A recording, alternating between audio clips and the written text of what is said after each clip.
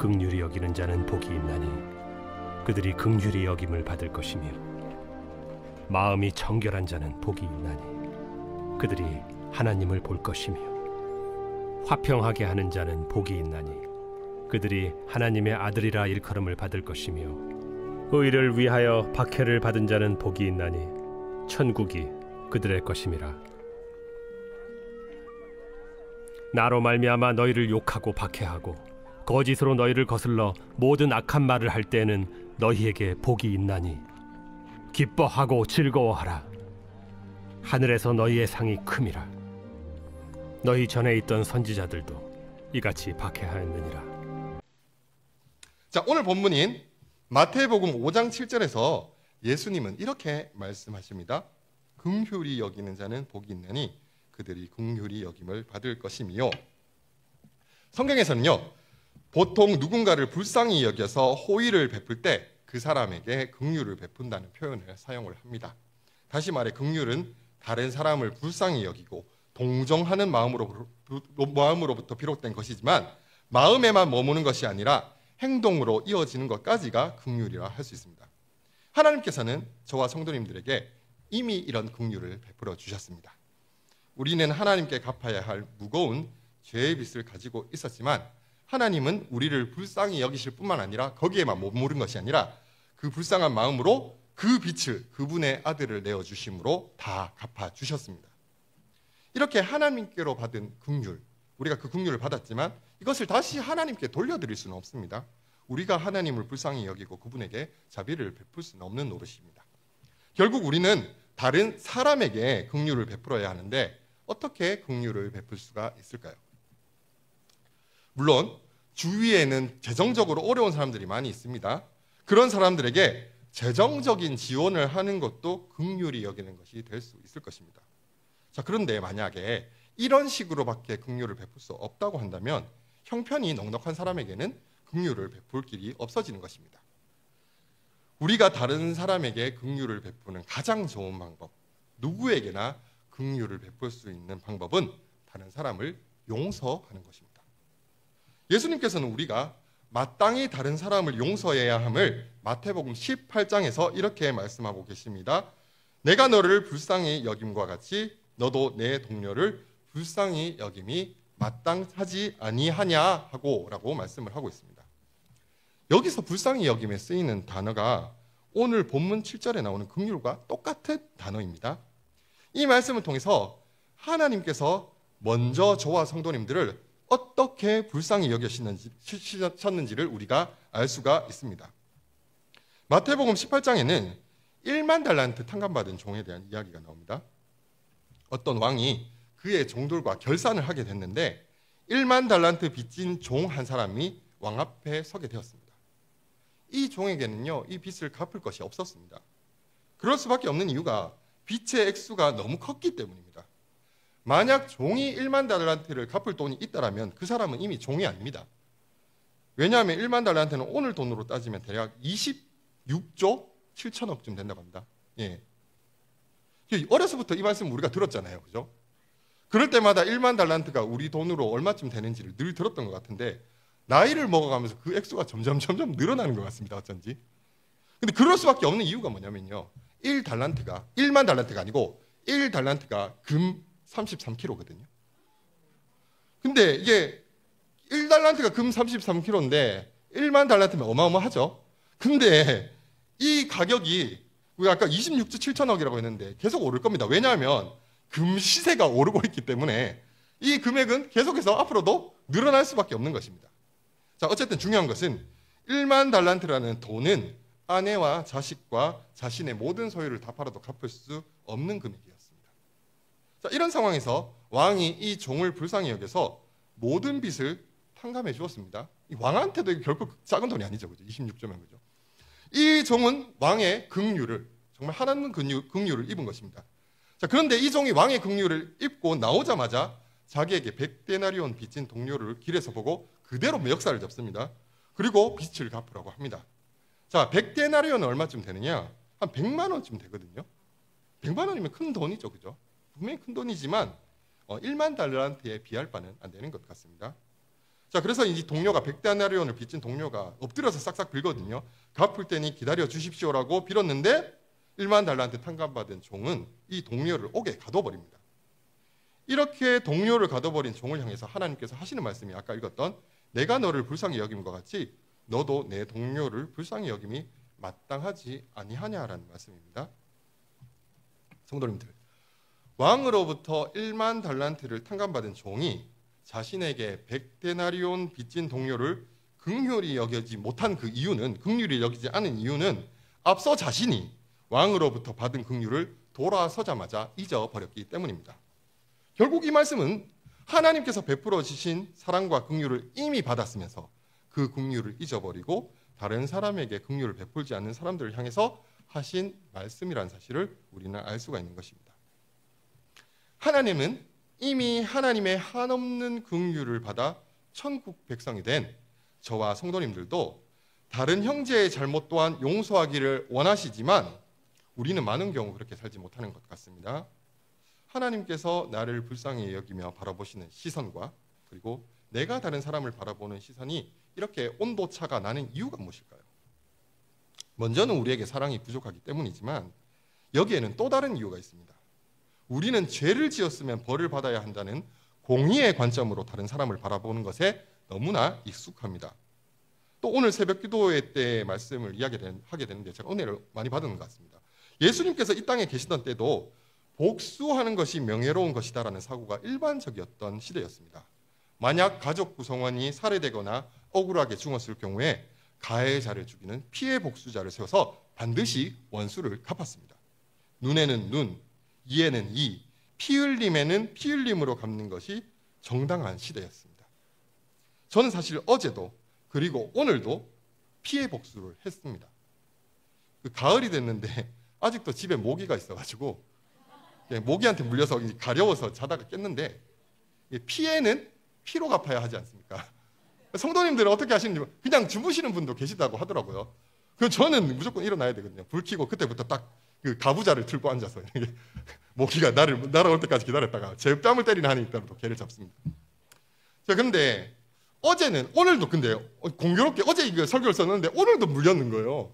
근데 어제는 제가 마침 이 새벽 기도에 갈 시간에 모기가 물어가지고 본의 아니게 모닝콜이 됐거든요. 그래가지고 뻑뻑뻑 끓으면서 일어갔는데 오히려 감사해서 이제 모기에게 긍휼을 베풀어 줄 수도 있는 상황이었는데 저는 긍휼을 베풀지 않았습니다. 불을 켜고 기다려서 결국에는 피해 복수를 했습니다. 저는 잡고 끝나는 게 아니라 그 피를 보거든요. 그런데 가만히 생각해보면 결국에 피 보는 거 저밖에 없는 것 같아요. 그죠? 모기를 잡아서 나오는 피도 결국엔 제 피니까. 자, 오늘날에도 죄를 지었으면 벌을 받아야지라는 생각이 당연하게 여겨집니다. 그러다 보니 교회 안에서도 저 사람은 벌 받아야 정신 차리지라는 생각이 아주 자연스럽게 나오는 것입니다. 문제는 이런 사고가 긍휼을 잊어버린 종의 모습과 크게 다르지 않다는 것입니다. 우리는 어떻게 해야 다른 사람들을 곧잘 판단하고 정죄하고자 하는 유혹을 이기고 하나님이 원하시는 긍휼을 베풀 수 있을까요? 혹시 이런 방법은 어떨까요? 내가 긍휼을 베풀어야지만 하나님께서 나에게 긍휼을 베풀어 주신다는 사실을 기억하는 것입니다. 그런 말씀들을 성경에서 쉽게 찾아볼 수 있습니다. 오늘 본문 7절에서 긍휼히 여기는 자가 긍휼히 여김을 받는다는 말씀도 그렇게 보이고 마태복음 6장에서도 예수님께서 제자들에게 기도하는 법을 가르쳐 주시면서 이렇게 기도하라고 하십니다. 우리가 우리에게 죄 지은 자를 사하여 준 것 같이 우리 죄를 사하여 주옵시고. 예수님이 이렇게 기도하라고 알려주시고 나서 마태복음 6장 14절과 15절에서 이런 말씀을 하십니다. 너희가 사람의 잘못을 용서하면 너희 하늘 아버지께서도 너희 잘못을 용서하시려니와 너희가 사람의 잘못을 용서하지 아니하면 너희 아버지께서도 너희 잘못을 용서하지 아니하시리라. 자, 우리가 이 말씀을 기억한다면 내 죄를 용서받기 위해서라도 다른 사람의 잘못을 용서할 수 있지 않겠습니까? 제가 이런 식으로 물으면 거의 아니라는 뜻이죠. 근데 주기도문의 내용을 자세히 살펴보면 좀 이상한 것이 있습니다. 만약 이 기도가 내가 다른 사람을 용서해 준 것처럼 저의 죄 또한 용서해 주십시오라고 하나님께 기도하는 것이라면 예수님은 이렇게 기도를 가르치셨겠죠. 내가 나에게 죄 지은 자를 사하여 준 것 같이 나의 죄도 사하여 주옵시고라고 그렇게 가르쳐 주셨을 것입니다. 그렇게 기도하는 게 맞을 것입니다. 그런데 실제로 예수님께서 우리에게 가르쳐 주신 기도의 내용은 다릅니다. 예수님은 기도를 가르치실 때 우리가 우리에게 죄 지은 자를 사하여 준 것 같이 우리 죄를 사하여 주시옵고라고 기도하라고 하셨습니다. 여기서 우리가 우리에게 죄 지은 자를 사하여 주었다라는 것은요, 나만 저 사람을 용서한 것이 아니라 저 사람도 마찬가지로 나를 용서했다는 것이고, 결국 나도 누군가에게 용서를 받았다는 것을 의미합니다. 우리 모두가 죄인이란 것입니다. 따라서 이 기도는 저 사람이나 나나 똑같이 하나님의 긍휼이 필요한 사람이기 때문에 나만이 아니라 우리 공동체에게도 하나님의 긍휼을 베풀어 주십시오라는 간구인 것입니다. 여기서 잠깐 주기도문에 관한 좀 설명을 드리자면요, 주기도문은 나만을 위한 기도가 아니라 공동체를 위한 기도라는 사실을 우리가 기억할 필요가 있습니다. 예를 들어 주기도문에서는 일용할 양식을 구하는 내용이 있습니다. 예수님께서는 우리에게 일용할 양식을 주옵시고라고 기도하라고 가르치셨습니다. 이것은 나와 우리 가족만이 아니라 공동체의 필요를 위해서도 기도해야 함을 우리에게 가르쳐 주신 것입니다. 이어서 예수님은 나의 죄를 용서해달라고 기도하라고 하신 것이 아니라 우리의 죄를 사하여 주시옵고라고 기도하라고 말씀하셨습니다. 마찬가지로 내가 시험에 들지 않도록 나를 악에서 구원해 달라고 기도하는 것이 아니라 마찬가지로 우리가 시험에 들지 않도록 기도하라고 말씀하셨습니다. 주기도문의 내용은 결코 내가 나에게 죄 지은 사람을 내가 용서해 줬으니까 나의 죄도 용서해 달라고 하나님께 당당히 요구하는 기도가 아니라는 것입니다. 아까 제가 읽어드렸던 너희가 사람의 잘못을 용서하면 너희 하늘 아버지께서도 너희 잘못을 용서하시려니와 너희가 사람의 잘못을 용서하지 아니하면 너희 아버지께서도 너희 잘못을 용서하지 아니하시리라는 이 말씀은 내가 하나님의 용서를 받기 위해 다른 사람을 용서해야 한다는 것을 하시는 것이 아니라 마태복음 18장 33절에서 말씀하신 것처럼 우리가 하나님께 용서받았음을 기억한다면 다른 사람을 용서하는 것이 마땅하다고 우리에게 말씀하고 있는 것입니다. 오늘 본문 7절의 말씀 또한, 팔복의 말씀 또한 우리가 다른 사람을 긍휼히 여기면 하나님께서 복을 주셔서 우리를 긍휼히 여겨주신다는 의미가 아닙니다. 우리는 이미 하나님의 말할 수 없는 긍휼을 입어서 하나님 나라의 백성이 되었고 앞으로도 하나님의 한없는 용서하심이 약속되어 있기 때문에 우리가 그 긍휼과 은혜를 기억함으로써 다른 사람을 긍휼히 여길 수 있다는 말씀입니다. 진심으로 누군가를 용서한다는 게 얼마나 힘든 일입니까? 다른 사람을 용서할 수 있는 것이 복입니다. 이 자리에 용서할 수 없는 사람을 용서해 보려고 몸부림쳐 본 분들은 그것을 아실 것입니다. 누군가에게 긍휼을 베풀어 줄 수 있는 것은 하나님의 사랑과 용서를 깊이 깨달은 사람만이 누릴 수 있는 복입니다. 혹시나 이런 긍휼에 대한 오해가 있을까 봐 좀 부연 설명을 드리자면요, 긍휼을 베풀라는 말이 다른 사람의 잘못을 보고도 모른 척하라는 뜻은 아닙니다. 잘못된 것이 있으면 바로잡아야 하는 것이 맞고 성경에서도 그렇게 하라고 말씀하고 있습니다. 자, 그러나 다른 사람을 바로잡을 때도 반드시 지켜야 할 원칙이 있습니다. 갈라디아서 6장 1절에는 다음과 같이 말씀하고 있는데요, 이 말씀은 저와 성도님들이 함께 읽도록 하겠습니다. 함께 읽겠습니다. 형제들아, 사람이 만일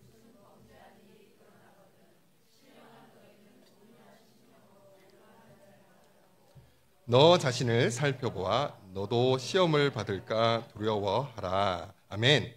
여기 온유한 심령으로 그러한 자를 바로잡으라고 말씀하고 있죠. 근데 여기서 온유한 심령이라는 말이 팔복 본문인 마태복음 5장 5절에 나오는 온유한 자와 똑같은 단어입니다. 지난번에 팔복 본문으로 설교를 할 때 마태복음 5장 5절을 살펴보면서 이 온유한 자가 복이 있나니 할 때 이 온유한 자는 잘못을 바로잡기 위해서 초조해하거나 계략을 꾸미는 대신에 여호와를 소망하는 자들이라고 말씀을 드렸습니다. 온유한 자는 다른 사람의 잘못을 봤을 때도 그것을 바로잡기 위해서 세상의 방식이 아니라 하나님의 방법을 사용합니다. 하나님께서 잘못을 바로잡을 때 어떤 방법을 사용하시는지 알 수 있는 가장 좋은 방법은 하나님께서 나를 바로잡기 위해서 어떻게 하셨는지를 기억하면 됩니다. 하나님께서 나를 돌이키기 위해 어떻게 하셨는지를 생각해 보면요, 하나님이 나를 긍휼과 사랑으로 변화시켜 주셨구나. 지금도 그 사랑으로 나를 참고 기다리고 계시는구나라는 사실을 떠올릴 수가 있습니다. 그러면서 저 사람도 나와 같이 하나님의 긍휼이 필요한 사람이지라는 생각을 하게 된다면 다른 사람의 잘못을 대하는 저와 성도님들의 모습이 지금과는 많이 달라지게 되지 않겠습니까? 혹시 이 자리에 계신 성도님들은 하나님께 받은 긍휼과 사랑을 잊어버리지는 않으셨습니까? 아니면 나는 더 이상 하나님의 긍휼이 필요 없다고 생각하는 자처럼 살아가고 계시지는 않습니까? 그렇다면 우리는 이 말씀을 기억해야 합니다. 내가 너를 불쌍히 여김과 같이 너도 내 동료를 불쌍히 여김이 마땅하지 아니하냐? 아멘. 심령이 가난한 사람 아나빔은 자신에게 하나님의 긍휼이 필요함을 아는 사람입니다. 그리고 이런 사람만이 다른 지체의 연약함을 볼 때 긍휼을 베풀 수가 있는 것입니다. 제가 이 1만 달란트 탕감받은 종에 대한 말씀을 하게 될 때 꼭 한번 성도님들과 나누고 싶은 간증이 있습니다. 때는 2023년 3월 소풍교회가 하객동에서 논현동으로 이사하느라 분주하던 그때였습니다. 그때 담임 목사님의 그 목양실에서 그 논현동으로 가져갈 짐을 싸다가 제가 담임 목사님으로부터 재활용 봉투에 담긴 물건들을 받았습니다. 저는 내용물을 제대로 확인도 안 하고 재활용 쓰레기인 줄 알고 전봇대 옆에다가 갖다 버렸습니다. 그런데 그 안에 뭐가 들어있었을까요? 바로 목사님의 귀중품이 들어있었습니다. 예. 나중에 그 사실을 알게 되었을 때는 정말 목사님의 얼굴을 바라볼 수가 없었습니다. 지금도 목사님을 바라보지 못하고 있습니다. 그 CCTV를 돌려봤거든요. CCTV 돌려보니까 누가 귀중품인 걸 확인을 하고 자기 차를 가지고 와서 그걸 가져가 버렸거든요. 예. 그래서 사실 찾을 길이 없는 거죠. 그런데 그날이 무슨 날이냐? 사역자들이 다들 이사하느라 수고했다고 고기 먹는 날이었거든요. 고기가 입으로 넘어가겠습니까? 그렇게 고깃집 앞에 주차하고 들어가려고 하는데 목사님이 고깃집 앞에 서 계시더라고요. 저는 뭐 할 수 있는 게 죄송하다는 말밖에 없잖아요. 그래가지고 또 죄송하다고 말씀드리니까 그때 담임 목사님께서 괜찮으니까 이제 그 일로 죄송해하지 말고 잊어버리세요. 예, 이렇게 말씀하셨습니다. 담임 목사님이. 예, 우리 담임 목사님 이렇게 훌륭하시고 인품이 좋으신 분입니다. 우리 박수 한번 주시기 바랍니다. 예. 자, 우리 목사님 너무 멋지지 않으십니까? 예. 그리고 얼마 뒤 제가 열심히 사역하면 1년에 얼마씩 탕감해 주기로 하셨습니다. 예, 저는 그렇게 생각 안 하지만 이런 걸 요즘에 노예 계약이라고 하더라고요. 원래대로라면 내년쯤 다 갚지 않을까 했는데 이것도 금시세에 오르는 것처럼 계속해서 가격이 올라가더라고요. 그래서 언제 다 갚을 수 있을지는 잘 모르겠습니다. 미운 우리 새끼의 그 빚상민이라고 하세요. 빚상민이라고 있거든요. 서풍교회에는 빚상은 있습니다. 빚상. 예. 아무튼 제가 그런 긍휼을 받았기 때문에 제가 사역하면서 혹 어려운 마음이 생기더라도 이미 받은 긍휼을 기억하면서 다른 사람을 긍휼히 여길 수가 있는 것입니다. 예, 계속해서 마태복음 5장 8절의 말씀을 함께 보시겠습니다. 8절의 말씀 함께 받도록 하시겠습니다. 마음이 청결한 자는 복이 있나니 그들이 하나님을 볼 것이미요. 여기 마음이 청결한 자가 하나님을 보게 된다는 말씀을 보면서 저는 이런 상상을 한 적이 있습니다. 내가 착하고 정직하게 살다 보면 어느 날 하나님께서 눈앞에 어른거리시는 거예요. 그러면서 저를 향해 미소를 지으면서 상은아 드디어 나를 볼 수 있게 되었구나 라고 이야기를 하시는 것이죠.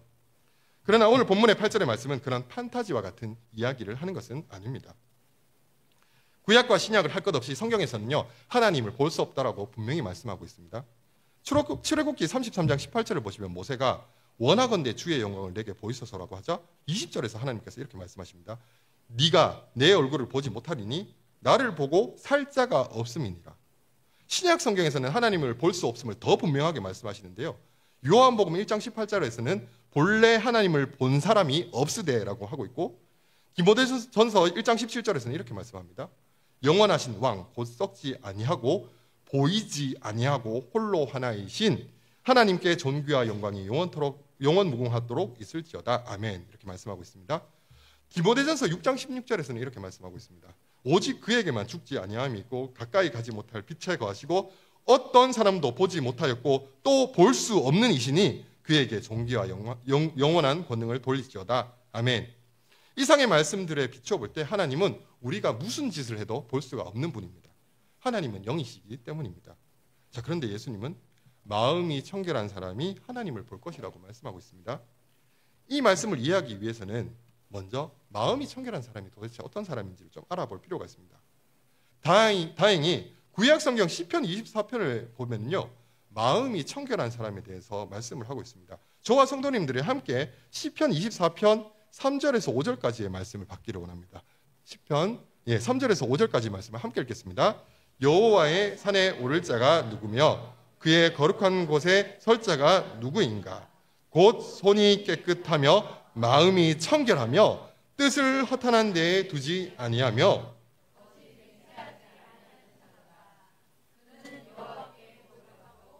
구원의 하나님께 의를 얻으리니. 아멘. 시편 24편을 보면요, 마음이 청결한 자가 하나님의 복을 받는다는 내용이 나옵니다.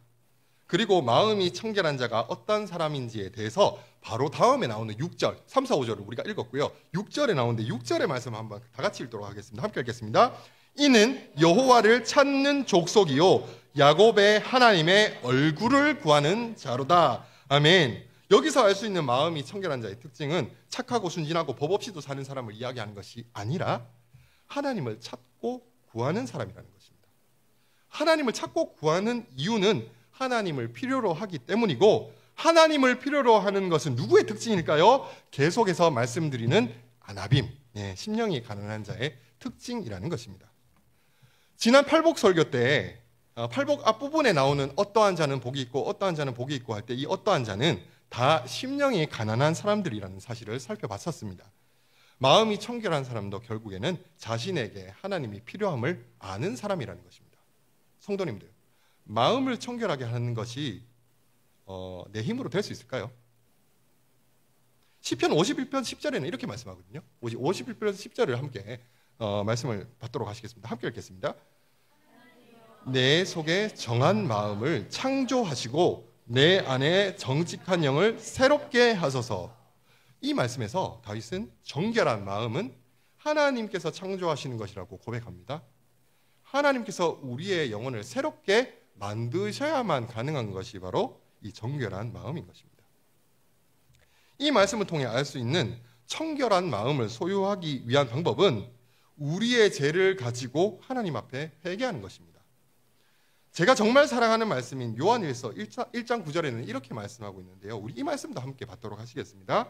만일 우리가 우리 죄를 자백하면 그는 미쁘시고 의로우사 우리 죄를 사하시며 우리를 모든 불의에서 깨끗하게 하실 것이요. 아멘.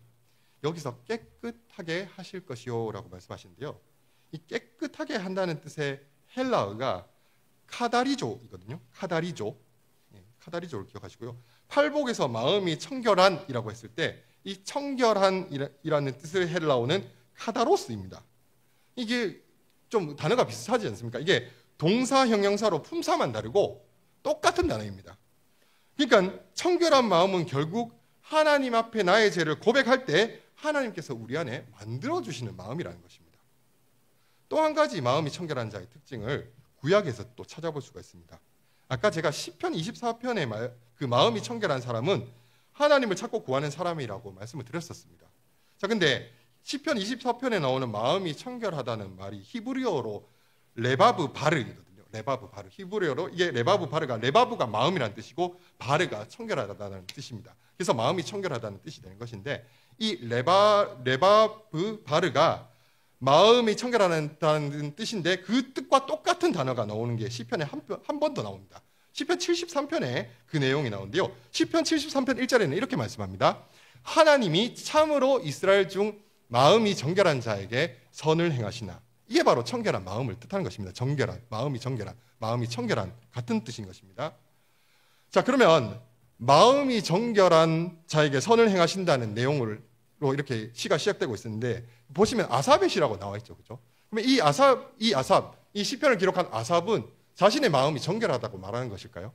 그 내용을 쭉 보면 그렇지는 않습니다. 왜냐하면 2절부터 나온 내용이 뭐냐면 악인이 잘 되는 것을 보고 자신이 까딱 잘못하면 실족할 뻔했다, 범죄할 뻔했다라는 내용이 쭉 나옵니다.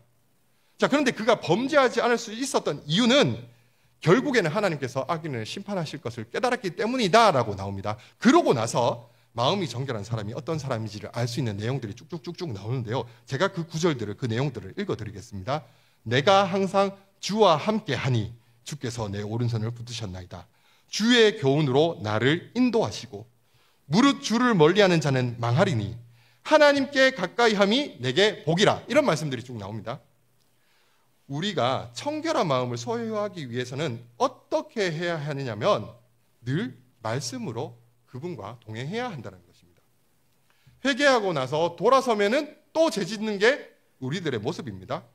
이런 우리가 청결한 마음을 소유하는 것은 성령 하나님께서 말씀으로 우리를 완전히 다스려 주실 때에만 가능한 것입니다. 이것을 우리는 네 글자로 성령 충만이라고 한다고 예전에 한번 말씀을 드렸었습니다.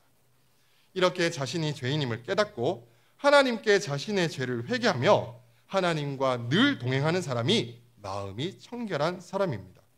그리고 그런 사람은요, 정말로 하나님을 보게 됩니다. 아까 하나님을 볼 수 없다라고 한 성경 구절 중에서 제가 요한복음 1장 18절의 말씀을 읽어드렸었는데요. 사실 그 구절을 전체를 다 읽어드리지는 않았었습니다. 자, 그런데 이제 제가 그 말씀 전체를 읽어드리겠습니다. 본래 하나님을 본 사람이 없으되 아버지 품속에 있는 독생하신 하나님이 나타내셨느니라. 아멘. 자신이 죄인임을 깨닫고 나에게 하나님이 필요함을 아는 심령이 가난한 사람은 예수님이 하나님이심을, 그분이 나의 유일한 구원자 되심을 믿음으로 바라볼 수 있게 되는 것입니다. 이 자리에 계신 성도님들이 회개와 말씀으로 늘 주님과 동행하며 믿음으로 주님 바라보는 복된 삶을 살아가시기를 소망합니다. 예. 어제 제가 여기까지 설교를 쓰고 피로가 몰려와서 도저히 안 되겠다 싶어가지고 어떻게 했냐면 사우나를 갔다 왔습니다. 예. 예, 목욕을 하고 나니까 피로가 풀리고 다시 설교를 쓸 힘이 생겼습니다. 이 자리에 계신 최병석 장로님께 감사의 말씀을 드리겠습니다. 예. 최병석 장로님께서 전에 이런 말씀을 하셨던 것이 기억납니다. 전에 장로님께서 아이플렉스 9층은 몸도 마음도 깨끗해지는 곳이라고 하셨는데요. 정말 그런 것 같습니다. 아이플렉스 9층에서 몸도 마음도 깨끗해지는 복된 삶을 누리시기를 소망합니다. 예. 자, 몸도 마음도 구원받는 아이플렉스 9층에서 9절을 함께 보시겠습니다. 예. 9절 함께 보겠습니다. 함께 받겠습니다. 네, 화평하게 하는 자는 복이 있나니. 아멘. 제가 예전에 이 말씀을 한번 잘 지켜보겠다고 길거리에 싸우는 사람 있으면 두 사람 사이에 들어가서 뜯어말렸습니다. 저는 진짜 제 스스로 피스메이커라고 생각했거든요. 화평케 하는 자라고 생각해가지고 싸우는 사람 둘이 있으면 두 명 사이에 무조건 들어갑니다. 그러고 나서 뭐 어떻게든 되겠지라는 식이었거든요. 도로가에, 엄청나게 큰 도로에 길 건너편에서 사람 싸우고 있으면 그냥 지나가잖아요. 저는 길 건너가서 말 말리고 그랬습니다. 한 번은 사당역 앞에 그 정류장이 있는데 그 운전자 두 분이 싸우고 계시더라고요. 그래서 당연히 두 사람 사이에 들어가가지고 두 사람 말렸는데, 근데 성도님들도 아시겠지만 싸우는데 누가 말리면 더 싸웁니다. 예, 더 싸웁니다. 제가 말리기 전까지 되게 두 분 다 소극적이었거든요. 제가 딱 가운데 들어가자마자 그때부터 막 적을 들고 막 이를 갈면서 막 싸우더라고요. 그때는 정말 힘들었습니다. 사당역 앞에 그렇게 사람들이 많은데 왜 저 사람들은 구경만 하고 있지? 그런 생각도 들었었는데 지금 생각해보면 가만히 보고 있는 게 지혜로운 것이라는 생각도 듭니다. 화평케 하는 것, 이것은 이렇게 싸움이 났을 때 뜯어 말리는 것을 뜻하는 것일까요? 이번에도 구약에서 그 의미를 좀 찾아보려고 하는데요. 시편 34편 14절을 보시면 이렇게 말씀하고 있습니다. 악을 버리고 선을 행하며 화평을 찾아 따를지어다. 뭔가 좀 수동적이지 않습니까? 그죠? 우리는 아까 화평케 뜯어 말리고 이런 건 줄 알았는데 화평을 찾아 따를지어다 이렇게 이야기를 합니다. 그 화평이 무엇인지를 좀 살펴보려고 합니다. 이번에는 이사야 9장 6절의 말씀을 좀 볼 텐데요. 이사야 9장 6절에서는 이렇게 말씀하고 있습니다. 우리 이 말씀을 좀 잘 아는 말씀이긴 한데 다 같이 한번 읽어보도록 하겠습니다. 함께 읽겠습니다. 이는 한 아기가 우리에게 낳고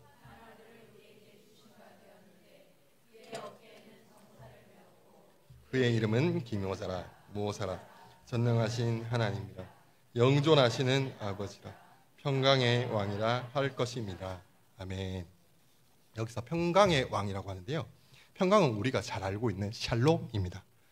이 샬롬이라는 단어에는 전쟁이 끝나고 갈등이 해결되는 수준을 넘어서는 중요한 의미들을 담고 있습니다. 몇 가지를 말씀드리면 성경에서 샬롬은 하나님과의 올바른 관계가 형성된 상태, 개인과 공동체 그리고 창조 세계가 본래의 상태로 온전하게 회복된 모습, 하나님의 정의가 실현된 상태 등을 나타냅니다. 자, 그런데 이 모든 일을 누가 하셨죠? 바로 예수 그리스도가 이 일을 하신 것입니다. 그렇다면 오늘 본문 9절에서 말씀하는 화평케 하는 것은 예수님으로 말미암는 화평이고, 사람들로 하여금 예수님을 찾고 따르게 하는 것이라는 사실을 우리가 알 수가 있는 것입니다. 이 세상에는요, 하나의 전쟁이 끝나면 또 다른 전쟁이 일어납니다. 죄인인 인간은 참된 화해를 할 수 없습니다. 이 세상에 진정한 평화가 오게 하는 것은 오직 평화의 왕이신 예수 그리스도의 복음뿐입니다. 그 평화의 복음을 말과 삶으로 전해야 하는 사명이 하나님의 아들인 저와 성도님들에게 주어진 것입니다. 이렇게 하나님의 의를 이 땅 가운데 실현하기 위해 사는 사람들은 10절의 말씀처럼 핍박을 받을 수밖에 없습니다. 예수님이 하나님의 의를 위해 핍박받으셨고, 선지자들이, 사도들이 또한 하나님의 의를 위해서 핍박받았습니다. 예수님은 하나님의 자녀인 우리에게 핍박이 올 때 진득하게 참고 인내하는 것만을 요구하지 않으셨습니다. 그것을 넘어서서 기뻐하고 즐거워하라고 오늘 본문에서 말씀하고 있습니다. 그 이유는 그 고난을 통과한 사람에게 주어질 상이 있기 때문인데요. 그 상이 무엇인지 저와 성도님들이 함께 로마서 8장 17절의 말씀을 받도록 하시겠습니다. 함께 그 말씀을 읽도록 하시겠습니다. 자녀이면 또한 상속자, 곧 하나님의 상속자요 그리스도와 함께한 상속자니, 우리가 그와 함께 고난을 받는다면 그와 아멘. 네, 뭔가 제가 잘못 적어놓은 것 같습니다. 네. 어쨌든 우리가 받는 고난은요, 그리스도와 함께 받는 고난입니다. 그렇기 때문에 그분이 받으신 모든 영광을 우리가 상속자로서 함께 누릴 것이라고 약속하고 있습니다. 말씀을 마무리하겠습니다. 팔복에서 약속하고 있는 복들은 이 세상의 복과는 다릅니다. 그것은 천국에 속한 복입니다. 자, 그런데 우리는 그 천국에 속한 복을 이미 이 땅에서 받아 누리고 있는 사람들입니다. 지금까지 살펴본 팔복의 내용은 우리가 그 복을 이미 받은 사람으로서 이 땅을 어떻게 살아야 할지에 대해서 말씀해주고 있는 것입니다. 그리고 그렇게 우리가 살아갈 수 있는 것은 우리가 이미 받은 복을 늘 기억할 때에만 그렇게 살아갈 수 있는 것입니다. 우리 마지막으로 앞뒤 좌우에 계신 분들에게 이렇게 인사했으면 좋겠습니다. 성도님은 복받은 사람입니다. 이렇게 한번 인사하겠습니다. 성도님은 복받은 사람입니다. 성도님은 복받은 사람입니다. 네, 저와 성도님들이 하나님께 이미 받은 복들을 기억하고 그 복을 누리며 하나님과 교회와 이웃을 섬기는 복된 삶을 살아가시기를 소망합니다.